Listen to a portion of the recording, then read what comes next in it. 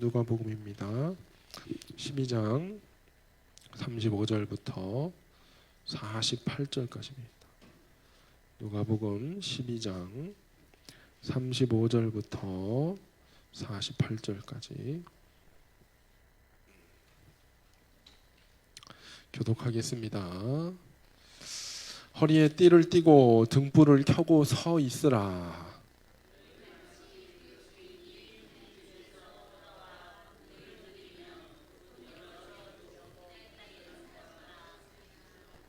주인이 와서 깨어 있는 것을 보면 그 종들은 복이 있으리로다. 내가 진실로 너희에게 이르노니 주인이 띠를 띠고 그 종들을 자리에 앉히고 나와 수종 들리라.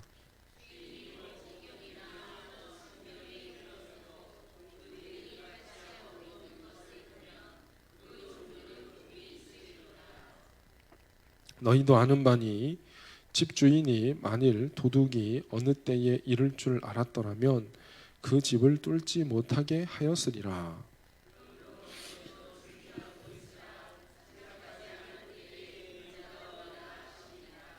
베드로가 여짜오되 주께서 이 비유를 우리에게 하심이니이까 모든 사람에게 하심이니이까.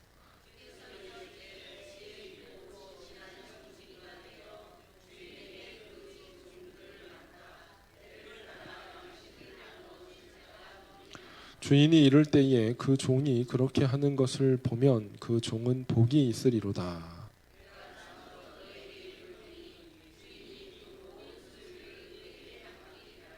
만일 그 종이 마음에 생각하기를 주인이 더디오리라 하여 남녀 종들을 때리며 먹고 마시고 취하게 되면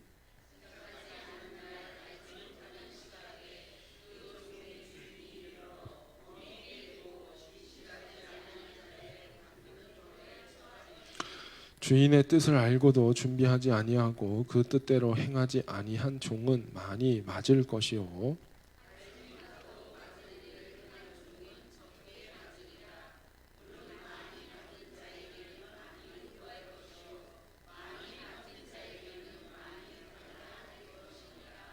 아멘. 자, 오늘 말씀 함께 받도록 하겠습니다. 지난주 금요일이죠. 지지난주네요. 지난주 금요일은 우리 연합으로 지교회로 모였는데 지지난주 금요 심야 기도회 때 신명기를 본문으로 말씀을 나눴습니다. 혹시 그때 제목이 뭔지 기억나시나요? 네, 감사합니다. 제가 이래서 설교를 같은 본문으로 해도 잘 모르세요. 네? 저주를 받는 비결이었어요. 네, 맞아요. 역시 공예원이가 잘 듣고 있었어요. 안 듣는 것 같아도 다 듣나 봐요. 네, 우리 막둥이가 얘기를 했네요. 뭘 받는 비결이라고요? 저주를 받는 비결이 있었어요. 핵심이 뭐였냐면 자기가 주인이 돼가지고 자기 마음대로 판단하고 자기 뜻대로 살면은 뭘 받는다? 저주를 받는다. 그럼 반대로 어떻게 하면은 복을 받느냐? 하나님께서 기뻐하시는 대로 하나님의 말씀을 따라 사는 것이 그게 복을 받는 비결입니다. 어렵지 않아요, 그죠? 우리 다 아는 말씀이에요. 그런데 실제로 그렇게 살아내는 것은 또 다른 얘기입니다. 저는 우리 광지원 성도님들이 정말로 주님께서 주시는 말씀을 따라 살아서 정말 상 받는 성도, 복을 받는 성도 되기를 주님의 이름으로 축복합니다. 오늘 본문에는 사실 이제 두 가지 이야기가 나옵니다. 예수님께서 하시는 두 가지 이야기가 나와요. 첫 번째는 무슨 이야기냐면 혼인집에서 돌아오는 그러니까 혼인집에서 돌아오는 주인을 기다리는 종의 이야기가 하나 나오고요. 그 다음에 주인이 돌아오기를 기다리는 청지기의 이야기가 나옵니다. 하나는 종이고 하나는 청지기예요. 그런데 그 둘의 내용에 공통점이 하나 있습니다. 바로 뭐냐면 누가 돌아오는 거예요? 주인이 돌아오는 것을 기다리는 것에 대한 이야기가 있죠. 이거는 비유의 이야기입니다. 비유예요. 자, 돌아오시는 분은 누굴까요? 딱 생각을 해보면 예수님이죠. 우리 주님이 다시 돌아오신다는 거예요. 돌아오셨을 때 돌아오는 거를 딱 돌아오는 순간에 딱 문을 열었는데 거기에 종이나 청지기가 자기의 직분을 따라 잘 하고 있으면 주인이 기분이 좋을까요? 엄청 좋을까요? 엄청 좋죠. 예, 그런 거예요. 이번 주간 저하고 저희 아내하고 비웁니다. 예, 제가 주님이 아니에요. 전 지금 우리 아이들한테 얘기하려는 거예요. 예, 엄마 아빠가 집을 비우고 딱 떠났는데 토요일 날 아마 밤에 들어올 것 같아요. 저녁 때 7시, 5시 반에 아마 토요일 날 저녁 때 5시 반에 비행기가 떨어지니까 뭐 입국 수속하고 차 타고 오고 이러면은 도착하면 제가 볼 때 적어도 8시, 9시 될 것 같아요. 8시, 9시 돼가지고 문을 탁 열었는데 애들이 집을 난장으로 만들어 놓으면 우리가 행복할까요? 엄청 행복할까요? 아유, 우리 예원이가 똑똑해요. 잘 알아요. 기대해 보겠습니다. 예, 오늘 말씀하고 아주 그냥 마음에 탁 와닿게 이렇게 주님이 오실 때 우리가 어떤 모습으로 서 있으면은 하나님이 상을 주시는 종이냐, 상을 주시는 청지기인가? 주님이 이 땅에 분명히 다시 오겠다고 약속을 해주셨는데 주님이 이 땅에 다시 오셨을 때 마지막 때에 성도가 어떻게 하면은 주님 앞에 복된 모습으로 발견될 수 있는지 오늘 본문을 중심으로 우리가 함께 살펴보도록 하겠습니다. 자, 먼저 첫 번째 35절 보겠습니다. 35절 같이 한번 읽어봅니다. 시작. 허리에 띠를 띠고 등불을 켜고 서 있으라. 너희는 마치 그 주인이 혼인집에 돌아와서 문을 두드리면 곧 문을 열어주려고 기다리는 사람과 같이 되라. 자, 주인이 올 것을 어떻게 하라는 거예요? 기다리고 준비하는 사람인데 어떻게 준비하라고 하는지 두 가지가 나옵니다. 35절에 보니까 첫 번째는 어떻게 하래요? 허리에 띠를 떼라. 그리고 두 번째는 등불을 켜고 기다려라 라고 돼 있어요. 자, 혼인집에서 돌아온다 라고 돼 있습니다. 우리는 결혼을 보통 언제 하냐면은 결혼식을 낮에 많이 합니다. 낮에. 왜냐면은 우리는 하루잖아, 결혼식이. 그러니까 아침에 관광버스 타고 대절한 버스 타고 가서 결혼식을 먼저 봅니까? 뷔페를 먼저 먹으러 갑니까? 결혼식을 먼저 보는 분들은 아주 그 뭐랄까 최소한의 예의가 있는 분이에요. 네, 많은 분들이 가서 결혼하는 애들이 문제가 아니야. 가서 혼주한테 인사를 탁 하고 부주 던져준 다음에 일단 내 1차는 뭐는 다 했냐? 인사치레는 했으니까 결혼식 그 자체가 목적이 아니라 가서 인사하는 게 목적이니까 한 다음에 바로 어디로 가냐면은 밥 먹으러 가는 분들이 많습니다. 그죠? 왜냐면 이제 가서 밥 먹고 끝난 다음에 다시 관광버스 타고 어떻게 해야 돼? 와야 되니까. 우리는 하루에 끝나니까. 그런데 이스라엘의 결혼식은 보통 한 일주일 정도 진행이 되고 언제 잔치가 벌어지냐면 밤에 벌어집니다. 저녁 때. 왜냐하면 그 동네는 더워요. 그렇죠? 더워요. 그러니까 사람들이 낮에 막 모여가지고 뭐 하는 게 쉽지가 않으니까 저녁 때 이제 사람들이 모여서 이제 잔치가 시작이 돼요. 그러면 잔치가 막 진행되다가 밤새도록 할 수는 없잖아요, 그죠? 집에 가야 되잖아요. 그래서 주인이 돌아오면은 그 시간이 어느 때가 됩니까? 한밤중이 되는 거예요. 오늘 우리 성경 말씀에 보면은 2경이나 3경이라고 표현했는데 이게 우리 성경이 참 어려워요. 그냥 밤 12시나 새벽 1시 이렇게 표시해 주면은 아주 이해하기 쉬운데 이게 옛날 성경 표현이다 보니까 한밤중에 주인이 어떻게 하는 겁니까? 돌아오는 거예요. 그러니까 주인이 그렇게 돌아왔을 때에 주인님이 오시는 것을 보고 문을 열어드리고 씻을 물도 내어드리고 할렐루야 잠자리를 이렇게 준비까지 다 해드리고 할 수 있도록 준비하는 그 모습을 볼 때 종들이 어떻게 된다? 주인에게 상을 받는다라는 겁니다. 근데 기다릴 때 어떻게 해야 되느냐? 띠를 띠고 등불을 켜라 그랬습니다. 자, 유대인들은 옷이 이런 느낌이에요. 그죠? 이게 우리랑 좀 다르죠, 그죠? 근데 이런 옷을 입고 여러분들이 가서 주방에서 만약에 설거지를 한다고 한번 생각을 해봐요. 아주 그냥 편하겠죠? 그러니까 어떻게 하냐면 띠를 띈다라고 하는 거는 뭐냐면 일을 할 준비가 어떻게 돼 있냐? 돼 있다는 거예요. 그래서 허리에다가 질끈 허리띠를 동여매고 팔도 소매도 걷어붙이고 묶어놓고 어떻게 하느냐? 일을 하는 거예요. 그러니까 띠를 띠고 있다는 거는 뭐냐? 여기 오늘 말씀에 띠를 띨 준비를 하래라 도 아니고 주인이 오면은 띠를 떼라도 아니고 이미 주인이 오기 전에 어떻게 하고 있어야 돼요? 띠를 다 떼어놓고 오시면은 바로 착착착착 섬길 수 있도록 준비를 다 어떻게 하고 있으라는 거예요? 하고 있으라는 거예요. 우리 옆에 있는 분에게 이야기합시다. 준비합시다. 꼭 주님 오실 준비를 하기를 주님의 이름으로 축복합니다. 준비가 되어 있어야 돼요. 여러분 이제 중간고사 시즌이 돌아와요.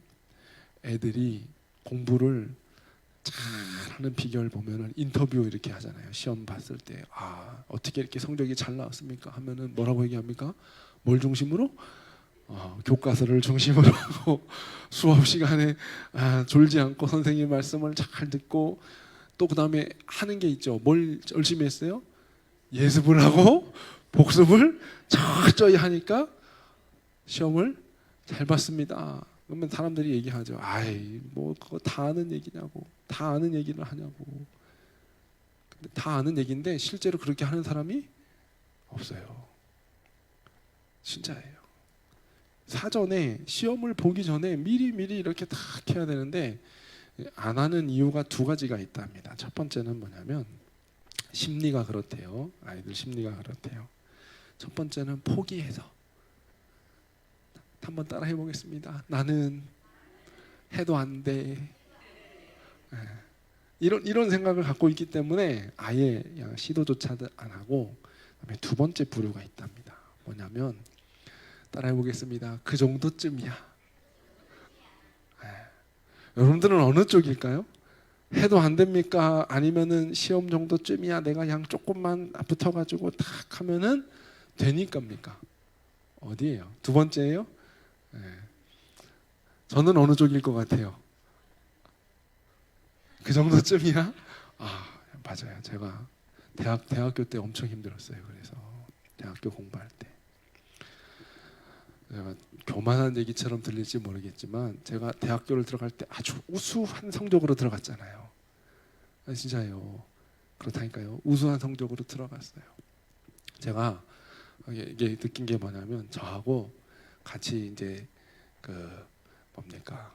자취를 하던 1년 후배 목사님이 있어요. 1년 후배 되는 그때는 이제 신학생이었죠.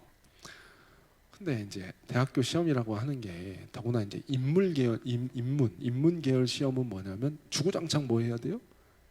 외워야 되잖아요. 외워야 되는 거예요. 저는 대학교 다닐 때 목표가 딱 분명했습니다. 뭐냐면 B 플러스만 맞자. B 플러스가 뭐냐면은 85점이에요. 85점만 맞자. 왜 85점만 맞자가 목적이냐면 입학할 때 장학금 주고 하는 계속 유지되는 조건이 뭐냐면 B 플러스만 맞으면 돼. 그러니까 나는 더하지도 말고 덜하지도 말고 뭐만 하면 된다고요?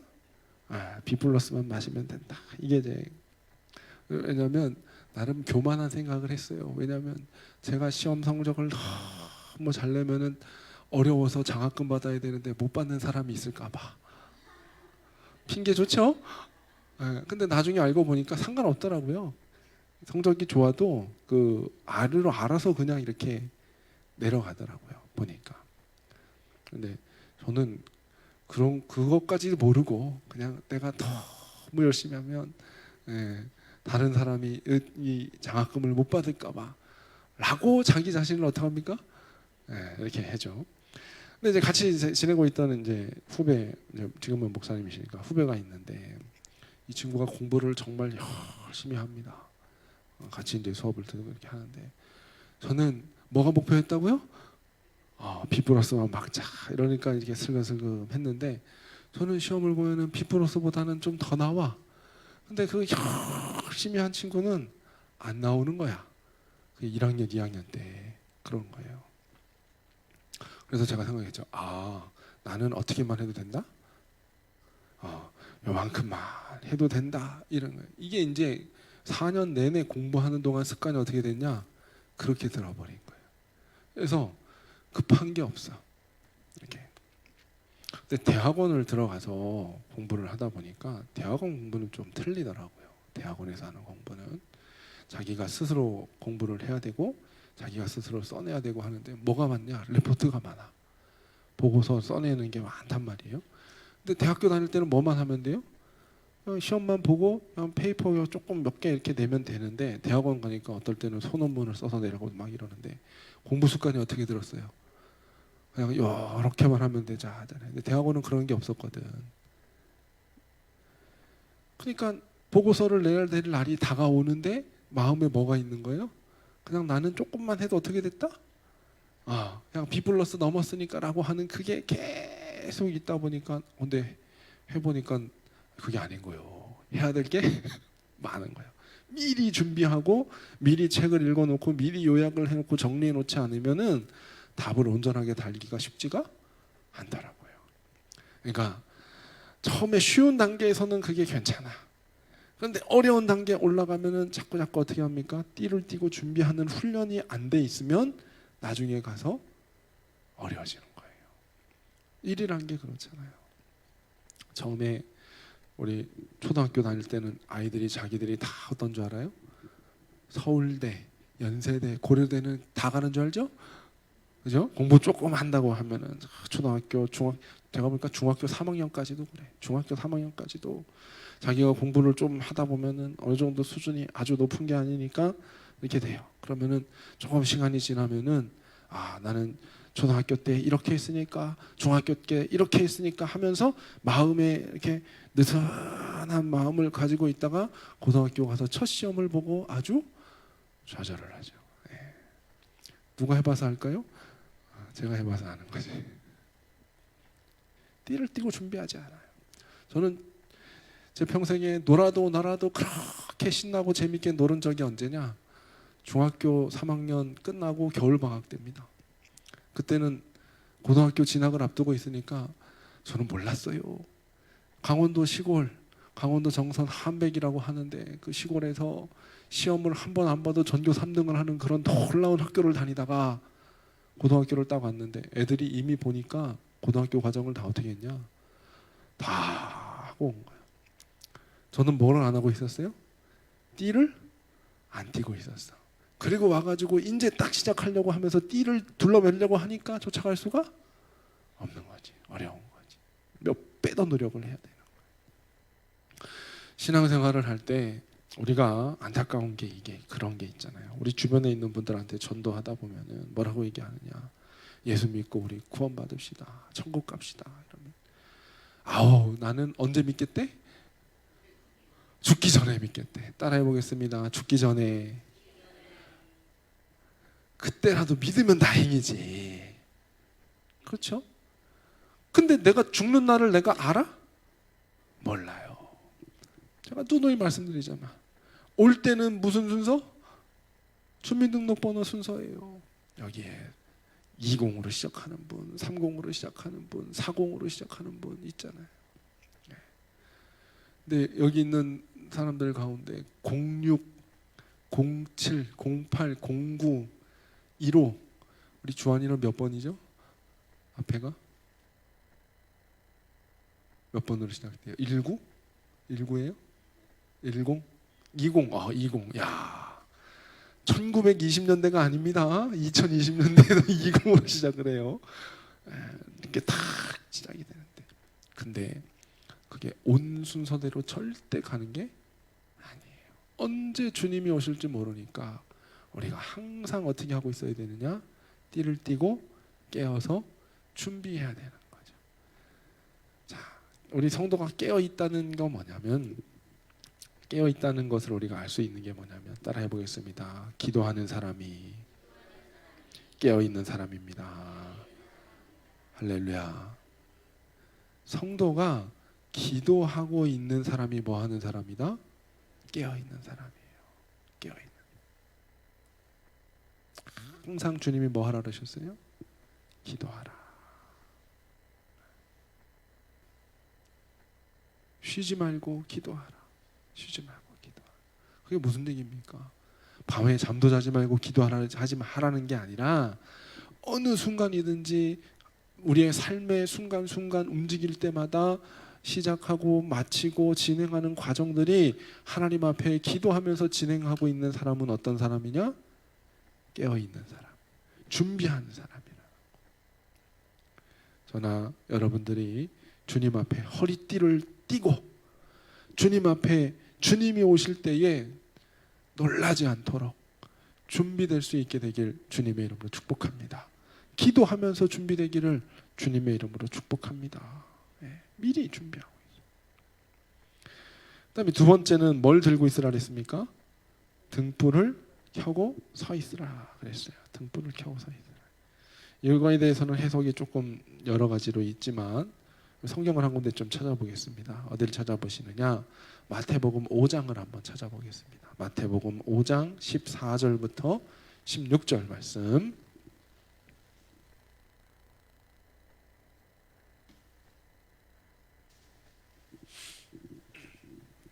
마태복음 5장 14절에서 16절까지 말씀입니다.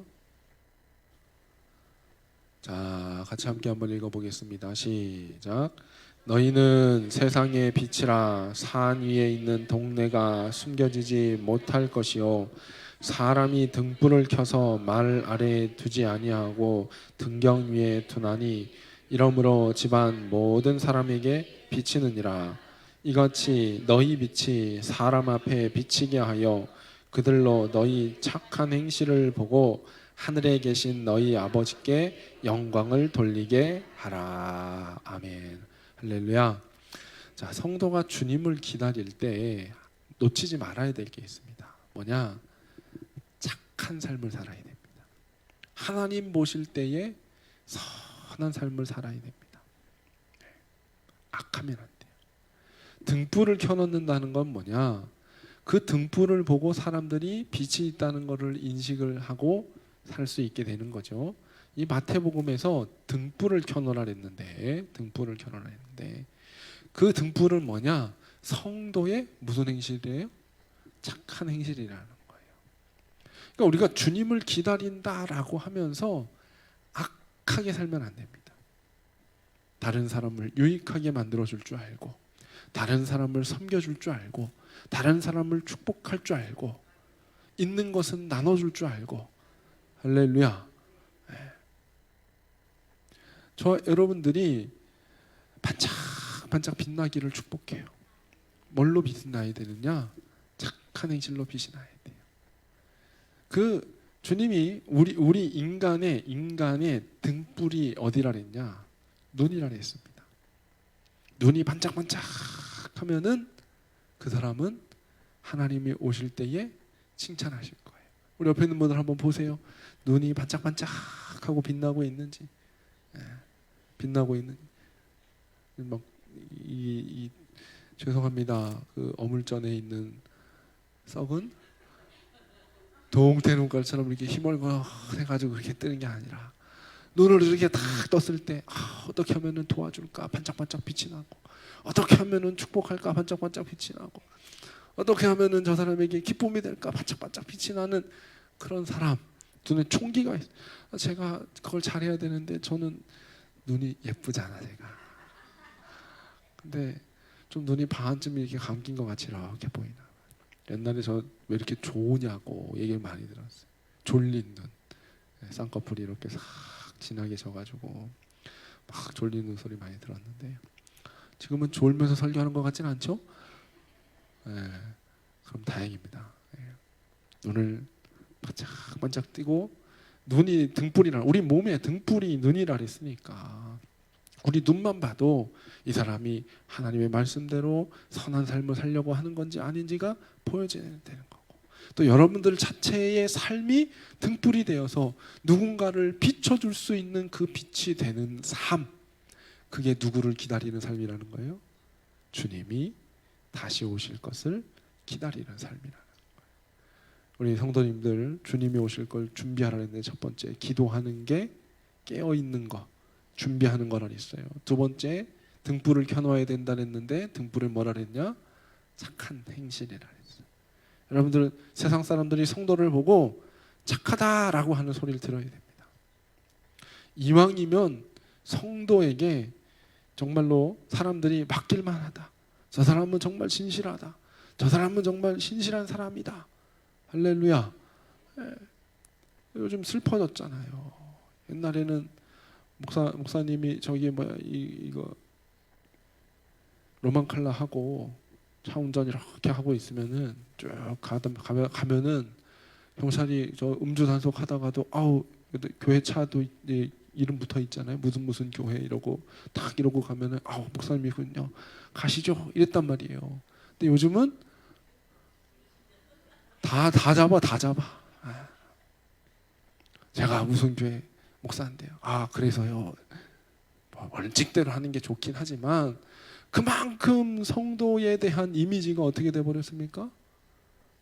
착한 사람이 아니라. 여러분, 좋은 사람들이 이제 목사님들이 설교하면서 그래요. 우리 목사님들이 얼마나 저기 세상 가운데서 성도들과 목사 기독교인들이 신뢰를 잃어버렸냐면은, 이렇게 사람 해마다 이제 그 직업에 보면서 이제 존경 순위를 이렇게 매긴대요. 근데 제가 비하하려는 게 아니라 뭐냐면, 목사님이 이발사보다 낫디야. 머리 이렇게 깎아주시는 분들이 있잖아요. 헤어 디자이너보다 목사님들을 신뢰할 만하다라고 하는 이게 낫대요. 제가 헤어 디자이너 분들을 비하하려는 말이 아닙니다. 그만큼 목사님들이 우리 기독교회가 어떻게 됐다는 거예요? 세상 사람들이 볼 때 옛날에는 교회가 세상을 걱정했는데 지금은 세상이 뭘 걱정하고 있어요? 교회를 걱정하는 거예요. 이건 말세에 주님이 오실 때 아름다운 모습으로 준비되는 것이 아니라는 겁니다. 우리 성도님들이 눈이 반짝반짝 빛나고 다른 사람들, 야, 어떻게 하면은 도와줄까? 어떻게 하면은 세워줄까? 하면서 착한 행실에 열심 낼 수 있는 성도들 되기를 주님의 이름으로 축복합니다. 네. 어쨌든 성도는 착한 성도가 되어야 돼요. 그 다음에 세 번째 저희가 볼 것은 어디를 보시느냐, 42절 보겠습니다. 42절 준비하는 모습이에요. 다음 주 한 번 더 말씀을 요거 가지고 나눌 건데, 자, 준비, 우리의 준비, 어떤 준비여야 되느냐. 42절 같이 읽어봅니다. 시작. 주께서 이르시되 지혜 있고 진실한 청지기가 되어 주인에게 그 집 종들을 맡아 때를 따라 양식을 나누어 줄 자가 누구냐. 아멘. 자, 주님이 오실 때까지 청지기로서 그 집에 있는 종들에게 뭘 나눠줄 수 있는 사람이어야 돼요? 양식을 나눠줄 수 있는 사람이 주님이 오시는 것을 준비하는 겁니다. 저는 우리 성도님들이 양식을 나눠준다라고 했을 때, 진짜 교회에서 이렇게 좋은 것들을 나눠주는 거를 하는 것도 필요하겠죠, 그렇죠? 근데 주님이 단순히 그런 육적인 얘기만 하신 거는 아닐 거예요. 영적인 거죠. 마태복음 4장 4절에 예수님이 이렇게 말씀하셨습니다. 예수께서 대답하여 이르시되 기록되었으되 사람이 떡으로만 살 것이 아니요 하나님의 입으로부터 나오는 모든 말씀으로 살 것이라. 할렐루야. 그러니까 하나님의 말씀으로 사람들이 살아야 되는 거예요. 떡으로만 사는 게 아니라 말씀으로 살아야 돼요. 떡만 먹는 게 아니라 뭘 먹어야 되느냐? 말씀을 먹어야 되는 거예요. 요한복음 1장 1절에 예수님에 대해서 요한복음서 기자는 이렇게 얘기합니다. 태초에 말씀이 계시니라. 태초에 말씀이 계시니라.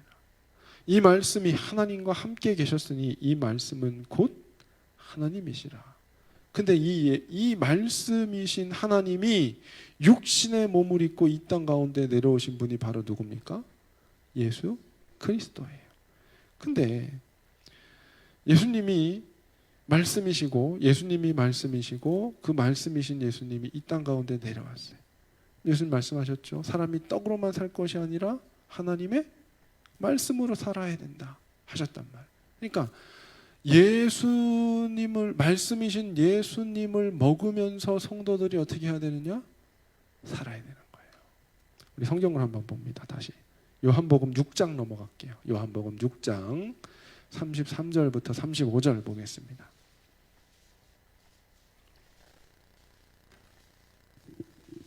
요한복음 6장 33절부터 35절.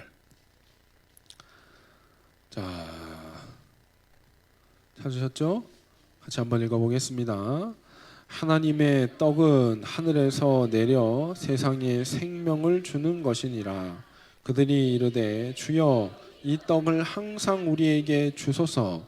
예수께서 이르시되 나는 생명의 떡이니 내게 오는 자는 결코 줄이지 아니할 터이요 나를 믿는 자는 영원히 목마르지 아니하리라. 아멘. 하늘에서 내려오는 생명의 떡, 말씀의 떡이신 예수님을 우리가 항상 먹고 마셔야 이 땅에서 승리하면서 살아갈 수 있는 거예요. 그게 영적인 삶인 거예요. 그러니까 이런 삶을 살 수 있도록 사람들에게 뭘 나눠줄 수 있어야 되는 거예요? 양식을 나눠줄 수 있어야 되는 거예요. 오늘 우리 장로님이 기도하시면서 항상 기도 제목 가운데 그런 게 있죠. 오늘 우리들에게 주시는 하나님의 말씀을 앞에 있는 목사를 통해서 하나님이 들려주실 터인데 이게 뭐냐? 생명의 양식이라는 거죠. 그걸 듣고 하나님이 기뻐하시는 뜻대로 살아내는 것이 성도가 해야 되는 건데 이걸 단순히 담임 목사만 하는 것이 아니라 이 땅을 살아가는 여러분들 한 명 한 명이 어떻게 해야 되는 거예요? 감당을 해야 되는 거예요. 여러분들을 통해서 여러분들 주변에도 뭐가 전해져야 되느냐? 생명의 양식이신 예수 그리스도가 전해져야 되는 거예요. 잘 나눠줘야 합니다. 말씀, 양식, 때를 따라 양식을 나눠주는 자가 주님이 오는 것을 어떻게 하는 거예요? 준비하고 예비하고 있는 겁니다. 잘 나눠주면 칭찬을 받을 겁니다. 그런데 오늘 본문 말씀에는 좀 무서운 말씀이 있어요. 잘못 나눠주면 뭘 주시느냐? 매를 주신답니다. 그러니까 어떻게 해야 돼요? 여러분들 주변에 내가 양식 나눠줄 사람이 누가 있는지 잘 관찰을 하고 그 사람에게 때를 따라 예수님의 말씀이신 예수님을 계속해서 전해줘야 되는 거예요. 먹을 거를 자꾸 주는데 안 먹어서 병 나면은 누구 책임이에요? 안 먹은 사람 책임이에요. 그런데 먹을 거를 안 줘. 안 줘서 그 사람이 배가 고파서 병이 났어. 그러면 누구 책임입니까? 안 준 사람 책임이에요. 저는 우리 성도님들이 줍시다. 할렐루야. 일단 줘야지. 먹고 안 먹고는 누가 결정해요? 그 사람이 결정을 하는 거지. 줘야 되는 거예요. 생명의 말씀을 곳곳에 여러분들이 전해주고 나눠줄 수 있게 되길 주님의 이름으로 축복합니다. 아마 이번 주간 저희가 가 있는 동안에 교회에 전도지 4,000장이나 시켰어. 우리 교인이 40명이 안 되죠, 그죠? 한 사람당 몇 장씩 나눠줘야 돼. 최소 100장씩 나눠줘야 돼. 소화할 수 있는. 4,000장 시켰어. 전도지 4,000장 시켰고 전도 물품도 1차로 일단 1,000개 시켰어. 그러니까 전도지하고 전도 물품하고 나눠주는 거예요. 근데 그 전도지 안에 예전에 보면은 뭐 전도지마다 다 다른데 거기에다 뭘 실어놨냐? 복음을 실어놨어요. 복음. 왜 예수를 믿어야 되는가? 왜 교회를 다녀야 되는가? 신앙생활이 뭔가, 어떻게 하면 예수님을 믿을 수 있는가, 이런 복음 내용을 적어놨어요. 그러니까 여러분들이 가서 그걸 전해주기라도 할 수 있기를 주님의 이름으로 축복합니다. 그리고 여러분들의 입을 열어서 예수를 믿어야 된다고 선포하기를 주님의 이름으로 축복합니다. 그게 여러분들이 뭐 하는 거예요? 때를 따라 양식을 나눠주는 자, 생명의 양식이신 예수를 나눠주는 자. 그렇게 하고 있을 때 주인이 와서 보면은 잘했다고 칭찬하신다. 하늘의 상을 받을 수 있는 비결, 때를 따라 복음을 전해줘. 이번 주 중에 이제 오면은 그 전도지하고 물품이 오면, 제가 지난번에 말씀드렸죠. 한 달에 한 번은 우리 교인들이 주일날 오후에 다 같이 이 동네, 우리 지도 있는데 동네 다니면서 집집마다 사람들을 만나고, 사람을 못 만나면은 우체통에라도 넣어서 복음 메시지를 전달을 하고 그들이 복음을 받을 수 있도록. 제가 회개했다고 말씀드렸잖아요. 우리 광지원 지역, 여기 우리가 광지원리로 이렇게 바운더리 두고 있는데, 제가 집 숫자를 다 세보니까 집은 60개 정도 되는 것 같아요. 집은 건물은 60개 정도 되는 것 같은데, 그 안에 뭐 세대가 나눠져서 2세대 사는 데도 있고 3세대 사는 데도 있고 그럴 수 있겠죠.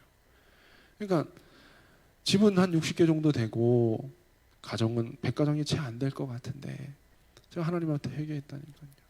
작년에 4월달 요맘때 코로나가 이제 어떻게 됐습니까? 해제가 됐어요. 2020년도 건물을 짓고 난 다음에, 그전에는 건축하는 게 1차 목표였어요. 우리 교회 제가 와서 사역을 하면서 건축이 끝나면은 어떻게 하면은 전도할까 막 기대를 하고, 어떻게 하면은 될까. 그때는 한참 막 부풀어 있었어요. 건물 짓자마자 동네. 근데 코로나 3년을 지나면서 가만히 있어도 하나님이 성도님들이 몇 분씩 오시더라고. 코로나 기간에도 성도님들이 오시더라고. 네. 안주하고 있었죠, 제가. 양식을 나눠준 게 아니에요. 근데 주님이 양식을 안 나눠주면 어떻게 한대요? 오늘 와서 보니까, 말씀을 보니까 매를 맞는다. 47절에 주인의 뜻을 알고도 준비하지 아니하고 그 뜻대로 행하지 아니한 종은 어떻게 된대요? 많이 맞는데요. 48절 알지 못하고 맞을 일을 행한 종은 적게 맞으리라. 무릇 많이 받은 자에게는 많이 요구한대요. 이게 누구한테 하시는 말씀이냐? 나한테 하시는 말씀이에요. 나한테. 제가 그렇게 받는, 나한테 하시는.